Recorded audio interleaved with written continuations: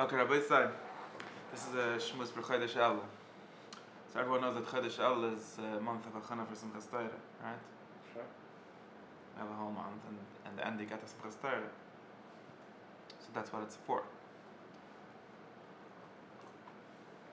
And therefore it's self-understood that it's something that happens through this kind of preparation. Like Simchas Torah, we make a siyum on the Torah. So you have to learn the whole Torah in order to make a siyum on Simchas Torah, or some say in order to make a beginning on Simchas Torah, you have to start again. So in order to start again, you have to have done it once. It's very hard to do tshuva without sinning first. So if you want to start again, you have to try to do the first time. So that's the first pshat, Chodesh Elul. Like there's a saying that if you want to start doing something, you have to start doing it badly, because nobody's first time is very good. Nothing in life is like that. So if you want to write a book, you're gonna have to write a few stupid books until you write a good book.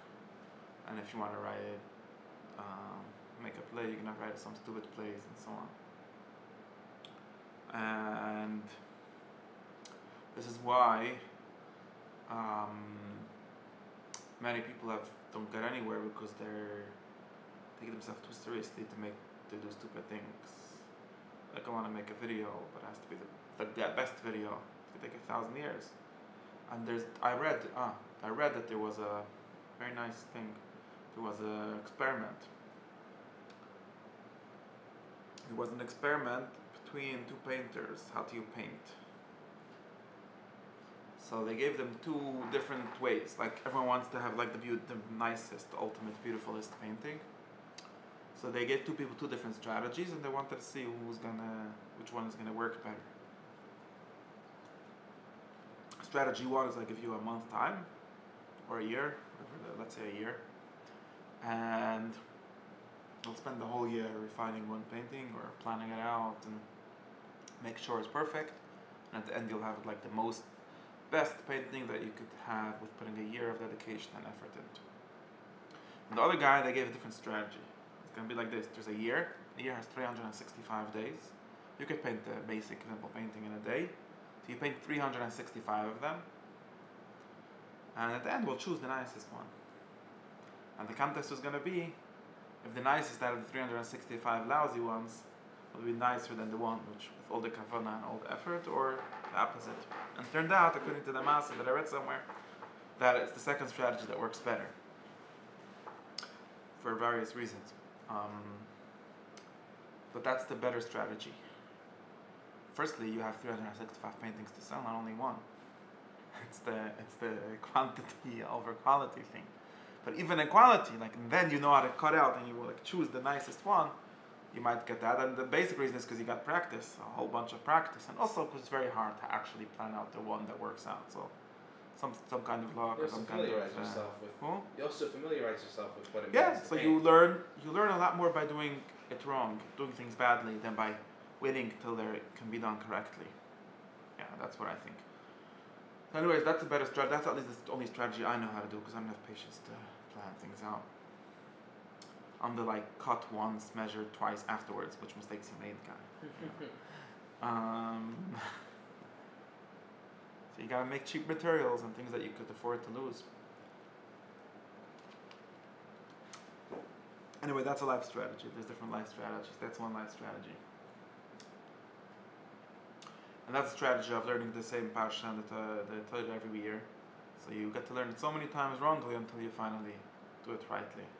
And it's true, it's very hard. And like in yeshivas, they keep on making this mistake. For example, many people who go to yeshiva need to spend a lot of time teaching themselves out of this mistake, where like, in order to understand the text, you gotta understand every word. So you're gonna start him Yadai, Kaisha, Niknas, and like you never gotta have the box in the first page.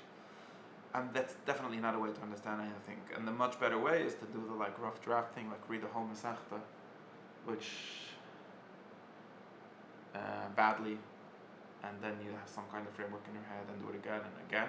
And the 50th time, you might know all the answers to all the questions that the people that do it very slowly do, but at least you'll know the whole thing, unlike them who get stuck. So that's an example of in learning where it's better with. And I apply the strategy to every book. Just read the whole thing through a few times without understanding it or badly, and I find that to work better. What I want to say? Yeah, and it's also a strategy for life. That's why I said you have to do things, and then you could achieve on them. So you just don't do anything, then you don't start. Nothing starts. It's waiting for life to start. Yeah, that's the mahalach. That is the mahalach.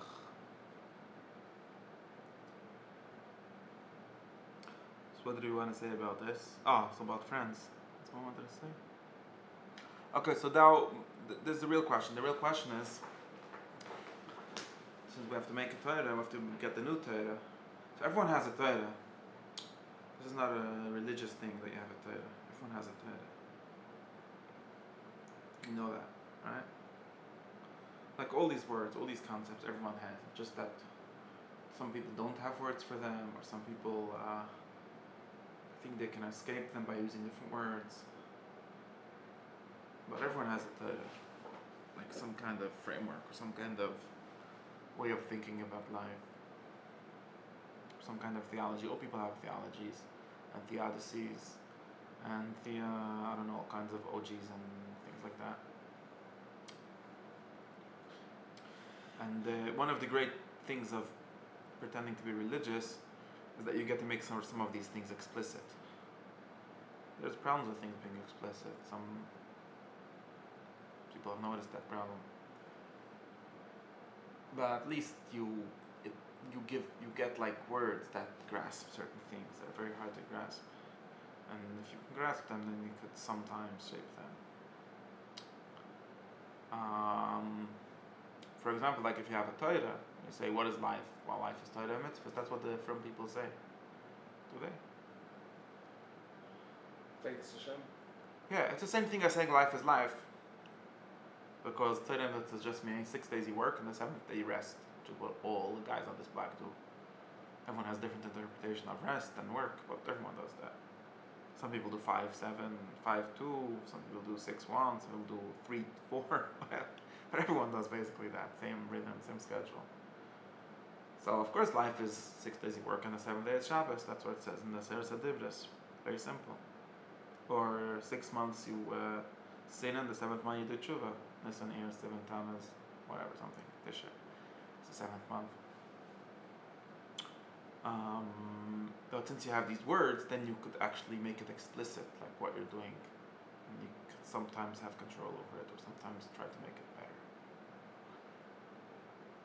So that's one example, and there's criticism of this. There's internal, the tradition. There's criticism of this, and there's external criticism of this. That maybe giving things words is bad. Maybe it allows someone else to control you.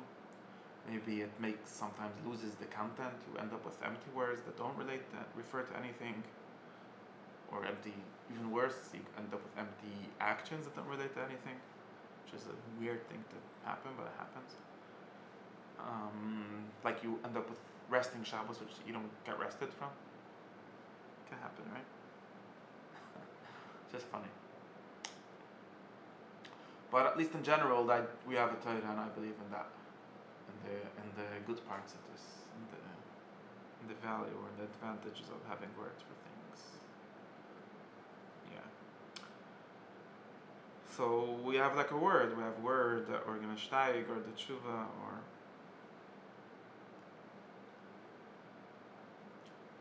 Be ready for a new Torah. By the way, I'm not making a joke when I said it's a chana for Simchas Torah. That's the pshat. Right? Even some people say it's a chana for Yom Kippur, but you could read the Mishnah. The Mishnah says the Yom Kippur is a day of Matan Torah. So when we got the second lichus, so it doesn't make a difference. If it's Yom Kippur, it's Simchas Torah. It's still about the Torah. Yeah.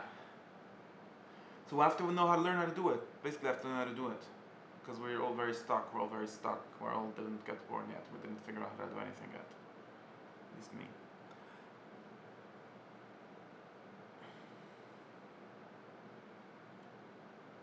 And this is one way to do it. One way to do it is to create a Torah. And it's very weird how it works. Very weird how it works. Like when you call thing a name, it becomes more real. Did you notice?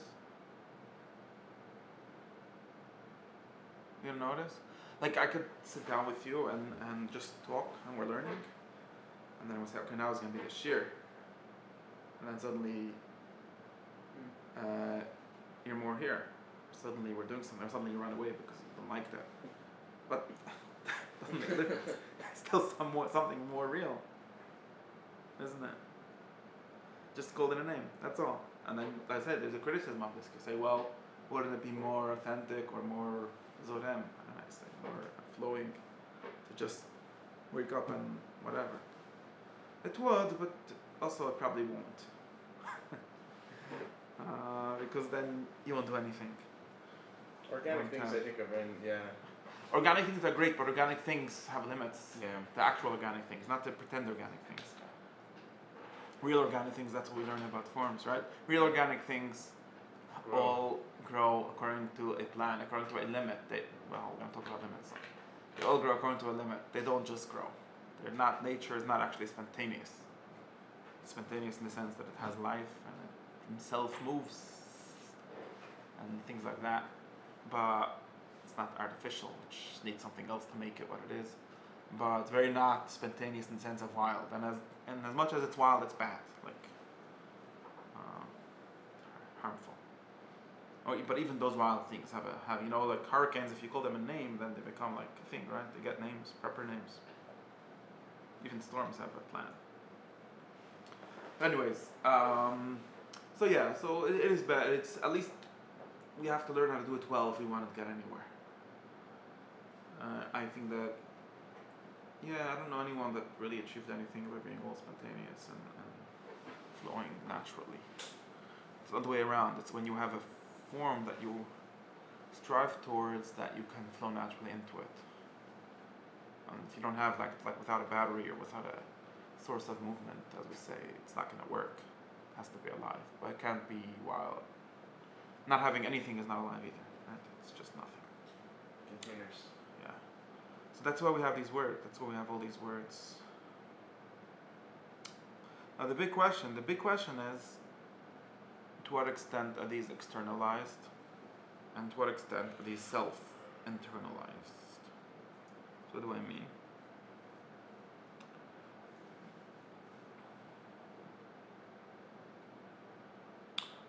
This is why we're speaking about friendship. If you want to do anything, get together a few people to do it. That would be a slogan, aphorism. You want to do something, you want to get better, get together some people to do it. You want to make yourself better, right? Get together some people to do it. That's called friends, right? People that do the same thing, right? And it sounds weird, right? We were asking a question like, what do you mean? I want to improve myself. Let's get together a few people to improve myself. So he's going to improve me. I'm going to improve him. How's that going to work? No, we're all going to improve ourselves by getting together to do it. That's an interesting thing, right? What's the point? You could say, well, maybe there's no such a thing as true friendship. Or in other words, friendship rooted in truth, in the good. Right? Everyone understands fake friendship, like transactional friendship, or like I said, these two lower kinds of friendship. Fun, enjoyment friendship, pleasure. Like maybe I want to have some kind of pleasure, so I'll invite a friend. Maybe I want a transaction. Pleasure can also be transactional, but right.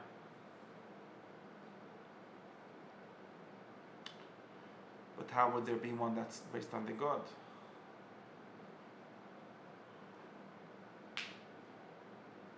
Isn't that about myself? Very important it is, right? It's about you being good, not about pretending to be good for someone else. So how would there be such a kind of friendship? But I'm pretty sure that there's not only such a kind of friendship, but there's no good people that are good by themselves without having friends. And if they are, then there's two things. If there's someone that's good, that made himself good by himself, either he's not actually good, or he's has some internalized friendship. Like he's friends with some folk, which is ends up being another person. It's in his head. It's just his mother and his brain, what he thinks is his Yitzchok, or it's just his voice of his mother, like Freud said, and so on. It's like sex. You could get someone to have sex with, which is like pleasure, friendship. You could pay someone, it's called prostitution. That would be transactional version of the same thing. Or you could masturbate, which you think is just about yourself, but it's never. There's always like some imagination of someone else or something else, which is just. So what it turns out to be often is just a using someone else without letting them know, right? That's why it's sometimes something weird with that. If you're using someone's image without their license, in other words, you're not paying them for it. So it's you using that person without that person getting the benefit of it, which is why that's very selfish. You're not actually yourself. You're just taking and not giving. And the same thing is for the good. And I think that we want to become better. So that's why I said we have like they talk about having a Torah. It's the same thing, like having a Torah or having a religion. Weird, like stupid word. Is this just another way of saying that we're not doing it ourselves, right? I could do it myself. I could like be like, maybe I'll cut my own wood to make the fire to make my bread. That's a very long way of doing things, and that's how society works. Or I could just like participate in some kind of world. So if I keep Shabbos in the sense of, I say I keep Shabbos, which is basically all keeping Shabbos entails. Forget about the difference, how many melachas you don't do or halachas.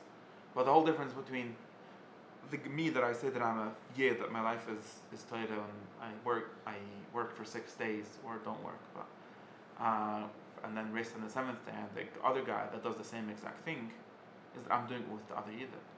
That's what it means to keep that I'm doing it as a person that keeps Torah, a mitzvah. Good mitzvah Shabbos, right?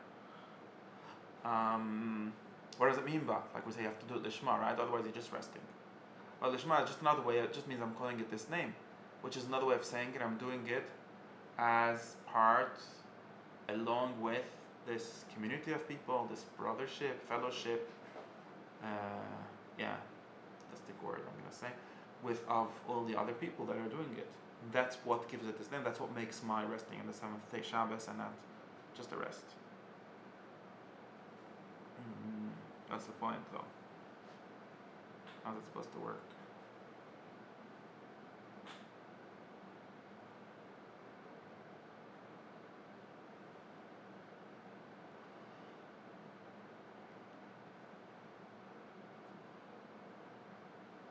How does it work? I don't know. It at least works by making things real. That's the first thing.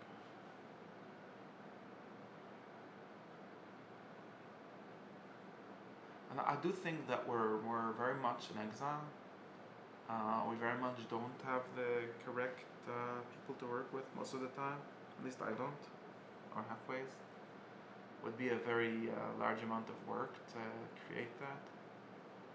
We should. Definitely. The people that are the most like perfect people are the people that figured out their place versus the other people around them.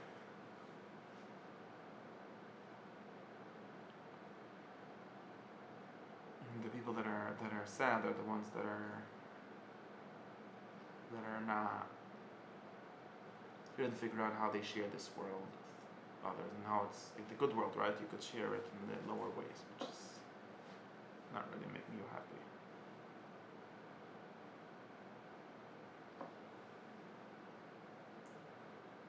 So we have to figure this thing out. This is the thing we have to figure out how to do that.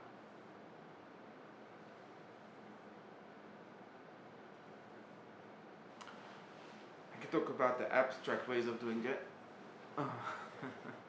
The real ways are work in progress. Meaning, like I said, like has to do with commitment. So let's say something like this: the problem with subjectivity, which is where we can keep on bumping in, or solipsism, is that there's nothing to make it real. There's nothing to substantiate it, right? So, like in the Chassidish example, like if you only daven when you feel like it, then when you don't feel like it, you don't, which is a bad thing because davening is a good thing. And it's not only good because you feel like it. You might say it's better for you when you feel like it, or it's the way you do it, but if it's a good thing, then it's good. Not only in the sense that it's something that feels good, right? It's a good thing by itself. And then if you're going to base your doing that on it feeling that way, you won't do it most of the time, sadly. Not sadly, just how it is. So we have this minion thing, for example, which I never go to. But there's this minion thing. Well, even not the minion, we have this kvat thing, right? We have this times, prayer times, and prayer nusach. All of these things are just other ways of being in community with other. And what it is making the externalized things, the things that are not you, or not my subjectivity, allowing them, like we say nowadays, to keep you accountable, right? But just a way of saying, allowing them to work on you. You can't work on yourself. This is your thing. Who's the one doing the work? That doesn't make sense. Other things. It makes things exist outside of your perception, then. Yeah. Things in your perception and not in practice. If you don't know about it at all, it's useless. But there has to be accessible to you, but not contingent. And limited to your access. Yeah, not contingent on you waking up in the right mood. Yeah, that's what we need to figure out, and that's the only way we get anything good going. And all organic, all organic things like this. If you eat something, for example, like at the moment of your choice when you're eating it, you're going to be eating it, but then it just does the things. I mean, you do it, your body does it. Some sense of you does it. It just does. You can't get there's a commitment, and then you jumped, and then it's just going to go through the system, and it's going to do all the things that food does in your body. Become part of you, remember? Which is why it's important to choose the right food for all levels of things. But it's a good example, and all human actions are like this. They all turn into something more objective than you would like them to be.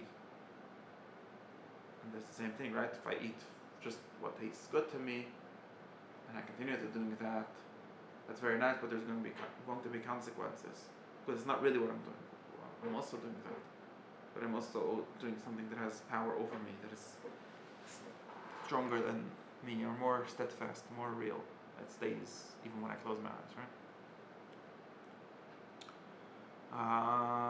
So that's why the more things we can externalize, the more successful we can be. That's why if I want to learn something, the best way is to get a group together that's going to learn it with me, or a partner. Well, why? Because now it's not something else, it's my commitment to learning this has received form, has received objectification. Right? It's been objectified in this group, and then that's made me work, it's made me do it. So this is the secret of commitment. Thing we call commitment that everyone is so against these days, or so hard for everyone to do. Because the whole idea of commitment is and this is also the difference between the friendship, the first two kinds of friendship and the third kind of friendship, is that the first two kinds of friendship, because of what they are, don't have commitment in them. In other words, they're there only when they want, when it's good for them, when they're receiving pleasure out of it or receiving gain out of it. And then they disappear, and they don't even feel bad about it. Why should they? There is nothing beyond just enjoying ourselves. So now we're not. So bye. I don't even have to say goodbye. But the whole point of the kind of friendships and kind of relation, like I said, friendship. I can have a friendship with a book. I can have a friendship with a way of life. I can have a friendship with a person. Primary case. Just making it the last thing. It's the most central case, relationship with a person. And my relationship, it's not like this, like gets at this whole question of freedom. Freedom is the ability to do real things. Freedom is not the ability to be stuck in your own subjectivity. That's a very weak version of freedom. You say, well, after I committed, now I'm not free. No, now you've actually done something. Yeah, doing things means... Actualized your freedom. Yeah, and doing things means having things have an existence independent of you. Like, that's why it's so scary. People are scared of having children. People are scared of being married. People are scared of... of any choice. Like, you build a house, and then the house is just there. Well, now everything is financialized. It belongs to a mortgage that belongs to 6 different banks and doesn't really exist anymore. Okay, that's like a way of getting away from this. But the house is still there. The sea levels, whatever, all the things still were happening. Nothing stopped happening because we borrowed, lent it to the bank. It's globalized, everything is all over, it's everywhere all at once, whatever. It doesn't happen for real things.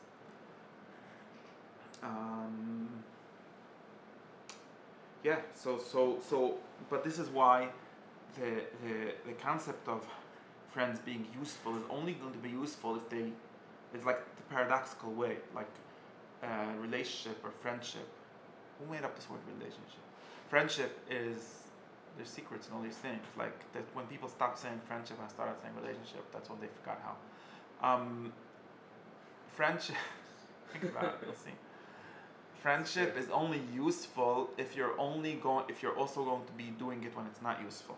That's like the weird thing with commitment. Or I always say, marriage is a promise that I love you even when I don't love you. Otherwise, I just love you, I don't need to get married. To be married to someone means that I promise to love them even when I won't love them. Maybe there's a limit to this, like everything has a limit, okay. Although I sometimes think the Catholics are right. But at least directionally right, but that's the point of a promise, right? But again, like these are people make promises. That's why tzaddik b'minas yichya, by the way. Tzaddik b'minas yichya, unlike faith, and faith is a way of, if you have, I can't talk about God for this second, but tzaddik b'minas yichya means faithfulness, or like I say, steadfastness, or another way of saying it is being a man of your word. This is according to also the other versions that the Gemara over there brings, and of what the Torah is, what Torah mitzvahs are, all boil down to something like this. Being a man of your word is the first level of being a person, a mensch. Very few people are like that, but some of them are.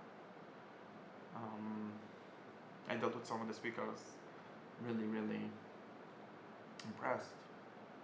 It's useful to me too. Like I ordered someone for a job, and I called him that day when his worker that was supposed to come didn't come. He's sick and whatever the excuse was. And in most people that you deal with, that's the end of it. And okay, come back next week. And this guy said, okay, so I'll come myself. I made a deal with you that I'll get this job done in a certain day. Yeah, I wanted to delegate it to my employee, but it didn't show up, so I'll show up. That's what he said, and that's what he did. And he actually did it. That's my moment of finding a tzaddik this week. Tzaddik b'minas yichya, and this guy has a life because there's reliability. Well, I can rely on him. Like I'll recommend him also for the next time somebody. But there's there's someone that this reliability means this is a person that I spoke with. Well, this was a very technical. Like I'm not becoming friends with him for life. Just hired him for a job. But there's a person that I spoke with, and he didn't disappear the second I went away from his face. Right? He's not him. His representation to me, his commitment to me, which was to get this thing done, which is why I need him, right? I don't need him for anything else. It stays there. And although he had like an excuse, like someone else, I don't care how I really don't care, right? He didn't tell me how he's going to do it or how many workers he has that are going to quit on him or call in sick or whatever. That's totally irrelevant to me, right? And that's something that's, okay, so now I feel good, like this is a life. Life are independent things that exist. He's alive, this guy. If he says something, it happens. Or if I have an agreement with him, he does it. So I paid him right away, because I have to also don't lie. Like otherwise I'd be reflecting the same flakiness back. And flakiness is a very, I really think, and this is called a tzaddik of Chavakuk. And everything boils down to this. How did I get to this story? Spirit tzaddikim. The point is that real commitment means creating things that outlast you, or creating yourself that right? There might be expressions of yourself or of your ability. And that's why you have to show up even when you're not interested. And that's what gives it. I really think, like, I can't do it in every sense, but I really think that like the people that like show up for the minyan 3 times a day have some kind of settledness in their life that I don't, because I don't do that. Because like there's something is always going to be there.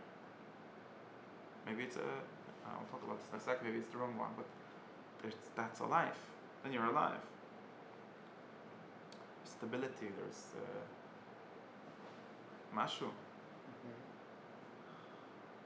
There's all these like storms and winds that hit you in life, and if like standing on something, then you know you could shake a little, but there's something to stand on. Yeah. So this is the point. This is the point, and really, and I think that we never value this enough. We never value this enough. This is also why one tzaddik could stand up a whole city, right? Tzaddik Yisod Olam. We got the beginning of the pasuk. Tzaddik Yisod Olam, right? One tzaddik is enough for the whole town, because this is very important. I'm going to say this because it's one-sided. You have to remember that this is not speaking about transactional. Like if you'll be there for me, I'll be there for you. Because then there's still nothing entirely independent of me needing you or you needing me. The only kind of real reality and human reality, right, being alive, is when I think, Sana, this is like relationship advice. It never works when everyone says the other guy should shape up, right? It only works when, well, ideally both sides have the 100% responsibility. But the evidence could work even if one side has it, as long as the other one is like actively against it. And that because it would be nice to have a lot of stability in the world, like a lot of foundations. But one foundation is often enough. There could be one honest guy in the whole town that's where everything ends up. But that's really God's job in the universe. Wow, but like, since everything is changing and moving all the time, if there wouldn't be, right, this was been seen as proof for God's existing, right? Since everything could not exist, so what's making anything exist? That's the one thing that can't not exist. At least one such thing, and preferably not more than one such thing. That's how we get to monotheism. But there has to be at least one thing. First, that the proof works like this. There has to be at least one thing that is just necessarily the there. Heraclitus fight with. Yeah, of course. There has to be at least, because there's like, if it would be total Heraclitus, if Heraclitus would be totally right, it would be nothing. At least in the extreme sense. Yeah, and it's the same thing. Like human society needs. That's why I really think this is why tzaddik in my sense holds up the whole thing. Like that's be one thing was honest, and like you could say in a basic sense, like okay, so we're all a bunch of liars and thieves when we lie to each other or cheat to each other. But at the end of the day, like when we have a real court case, like someone really has to sort it out, we have to go to the one honest guy to sort it out, right? So in other words, like okay, maybe it's not ideal our situation, but in the end of the day, there's some honesty, there's some truth, there's some basis for this city to exist. Okay, maybe he only gets himself involved at the end of a big fight, but still, if there's nobody, then it's going to be destroyed. Like Plato said, even a band of thieves needs some justice, so otherwise they'll all be dead. Yeah. So anyway, this is why it's very important. It's a real thing. I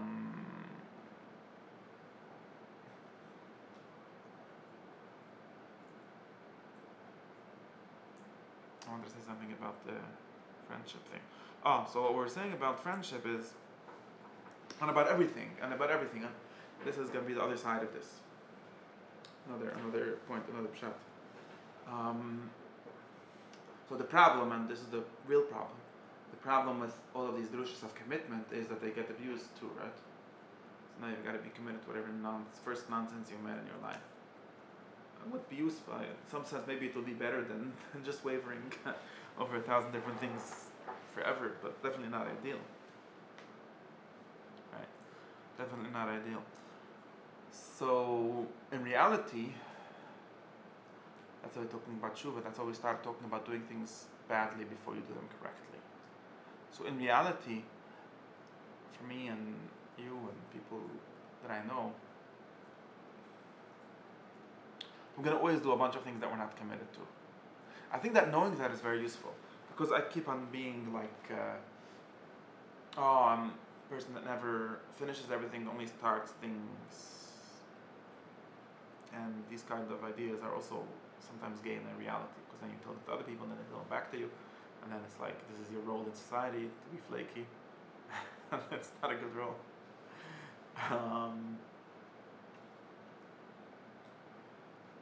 So I think that knowing which things are not, so like just like being married to someone or to some idea, you don't have to be extreme kanoi. Like you don't have to even everyone in their level agrees with, right? Don't be like Papa's Ben Yehuda would lock his wife in a room and whatever. Don't be that jealous, right?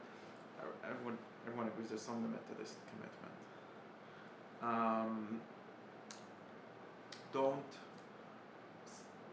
So the fact that I do a lot of things that I'm not committed to is needed, is important, especially because I need to find out which are the things worth committing to, and that's a paradoxical thing to find out because but there's such a thing. So I think we spend a lot of time dating with ideas, dating with traveling around, dating with people, and I think that's perfectly fine. I think that knowing that is useful, because if you're going to be the kind of person that every date you have is a failed marriage, that would be a very bad way of thinking about yourself. It's not true. We have this established social, cultural norm, somewhat. You're like dating, that's one shlav, and then there's commitment, which is another shlav. But there are such stages for everything. Like maybe I want to read this book, no, maybe I want to read that one, or maybe I want to read a third, maybe I just want to be a third kind of guy. Fine. If not deciding on things that they're real, that they're before you know that they're real is the precondition for being able to decide on other things that are real. I think. And there's always ways of having space for that. Yeah. That's what I think.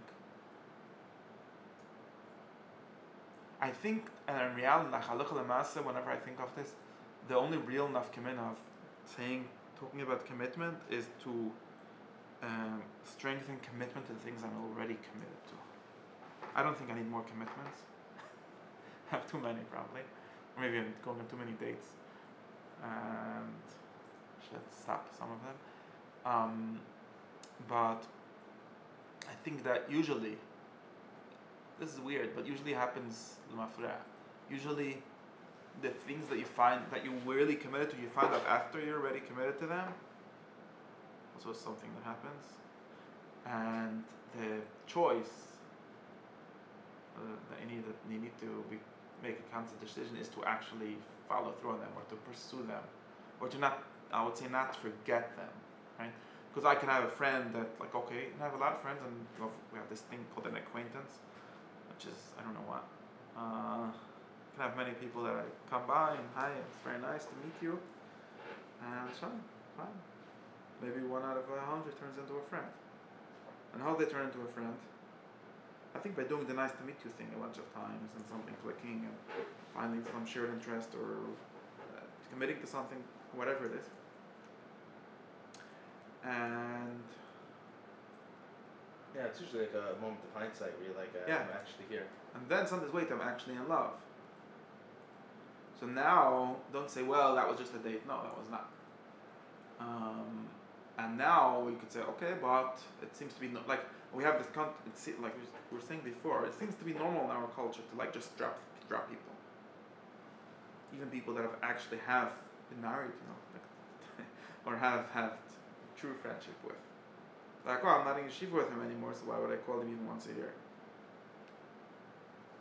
Well, no, call him once a year. Or whatever, I don't know. Saying that you need too much effort for things is so bad.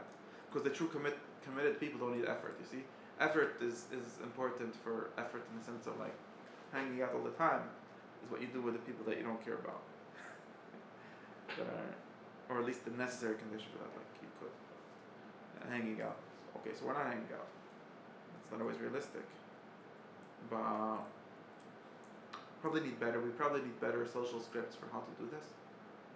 Like, it's interesting, but like this communities figured out different ways of making and these things real. Like if certain like Reb Nachman Breslev had this thing. He has this group of friends called Hasidim. Another way of saying friends. Friends with each other, friends with the Rebbe, whatever. It's a kind of friendship, and he found it to be very useful. Right, this is how we're going to actually grow. And then how do you actually ever get them together? Like everyone has their own life, and that's fine. So he came up with this like thing. Okay, we're gonna make it a big mitzvah to come together once a year on Rosh Hashanah. That's just like a trick to actually get people together. Different people have different things. I think when this is another thing that ritual helps. Like again, you externalize it. Okay, but we must meet once a year, or we must go to the guys something. There's different things we figure out, and we need to figure out what those things are for the things that we care about. And this is just a way of saying the people that you already love, like actually love them. Or people that are married, and like they don't see their wives because they're busy with life. So we have all these like we do have like some institutions. Okay, so let's have a date night or let's whatever. There are scripts that people already have how to do that. But something that needs to be done. And the same thing for everything else. Like you. That's why I find it very. It's dumb to talk about commitment. Because it's usually forcing commitment on something that you shouldn't be committed on. Like you should be committed to the Torah because it's the best thing. Well, okay. Ritual helps in this way, like that we can it can be there without we can put effort towards commitment without having commitment written on the cover, right? Yes, and I think it's useful only for for at least for like noticing or acknowledging the things that we're already committed to. That's why that's why it's always like tshuva, like. Don't do tshuva for things that you don't believe in. Why would you do that? And why would I tell you what you believe in? That would be dumb. But the things that you do, you probably know what they are. Try to do them. Maybe cut down on things that are less core, less like central beams of your life. Yeah. So that's the job. That's the thing. Yeah.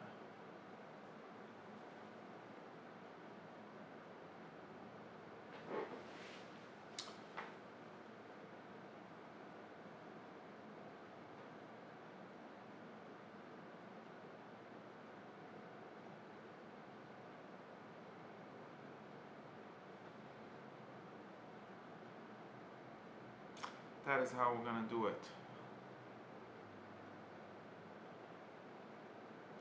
We have a shir once a week. I want it to be, so I'll show up.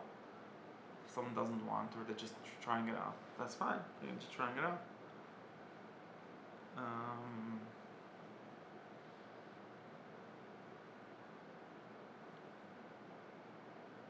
And so on for everything else. And some people already are dead for a long time. I wanted to say this about the Kunizan. Some people are dead for a long time already, but we still need them. So we have to talk to the dead people also.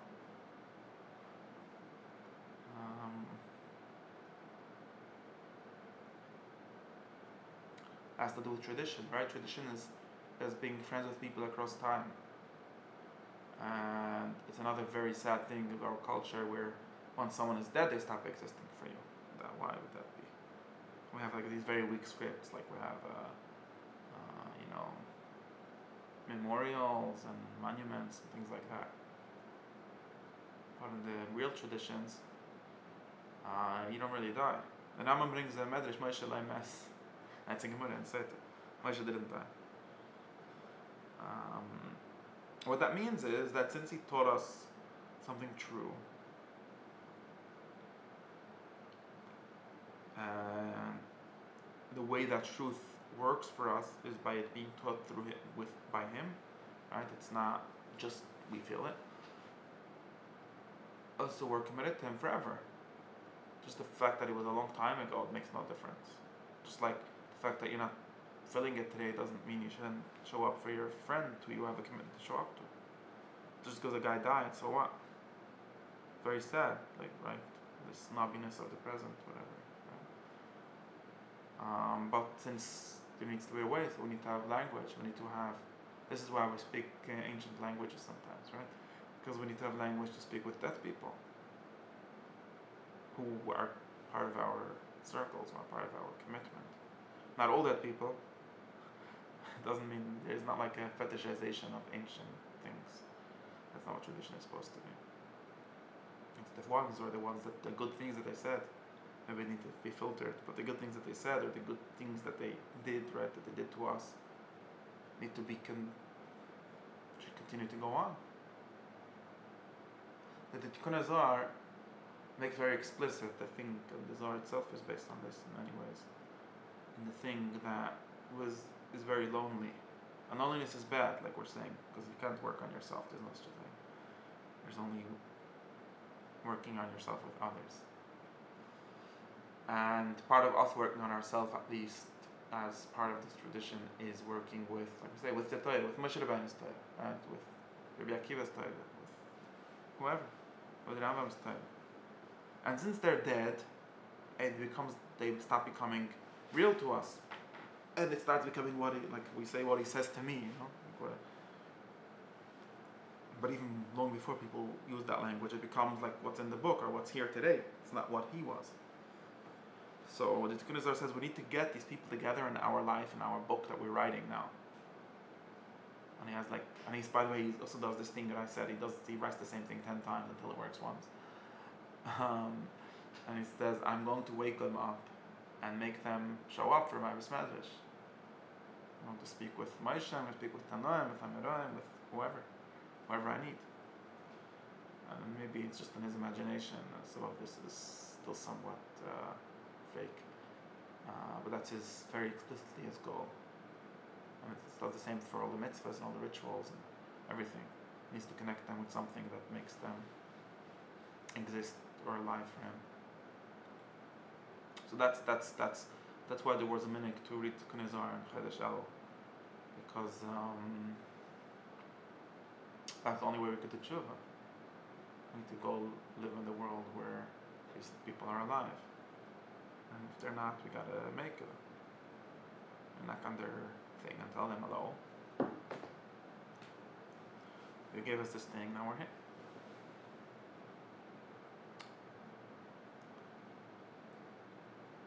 There's something of like a solution for people that don't actually have friends here also, right? Make pen pals with the past. He speaks about this, explicitly this language, like my pen will now be Moshe's pen. And write with him, write to him, have him write to me. But also I think all of this really works ideally in the context of real people talking to each other. Like me and you, and so on. Yeah, so that's the Mahalach, that's the Derech of doing tshuva.